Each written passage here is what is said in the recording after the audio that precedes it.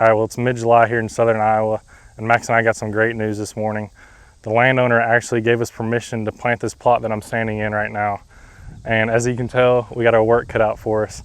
We're actually in here today. We're gonna try to spray this plot and kill all the weeds in here because we're gonna try to plant a food plot in here.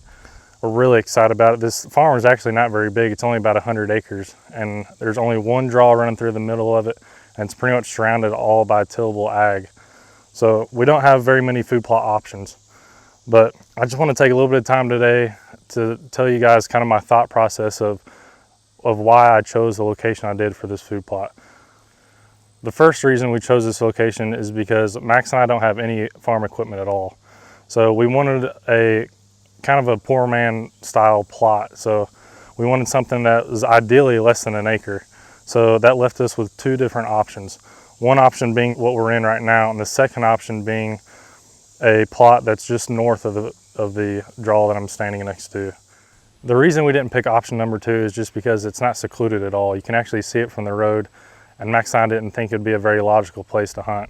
So we decided to pick this plot. It's much more secluded, and you know, deer feel much more comfortable in a secluded plot like this, and you're gonna get much more daylight activity. So we thought it was a much more logical place to hunt. And the last reason, and probably the best, is there's always natural movement that goes through this area of the farm. Just hunting it the few times we did last year, we learned a lot, and I think we'll be able to apply it to this season. We actually had a great encounter here last October, in this very field right here. Max and I came in, did a hanging hunt one afternoon, and we had a pretty decent buck come out of this draw, and I think he was doing the same exact thing we're talking about. He was moving west into these alfalfa fields, and so I think that plan is going to work out well. So being that it's mid-July, there's a few things to think about when picking a location. Number one being, if you don't have enough equipment, that's okay. You know, don't let it discourage you. Four-man style plots can be very successful. It might require a little bit more work, but they can be very effective. Number two is make sure you pick a plot that's going to be more secluded.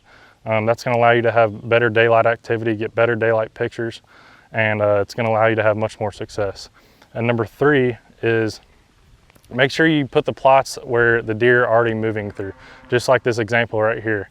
We have this draw to the east, and they're coming out of this draw, moving through this plot right here, heading west to get in the alfalfa. So this is a perfect example of putting a plot in the deer's path where they're already going to be moving through.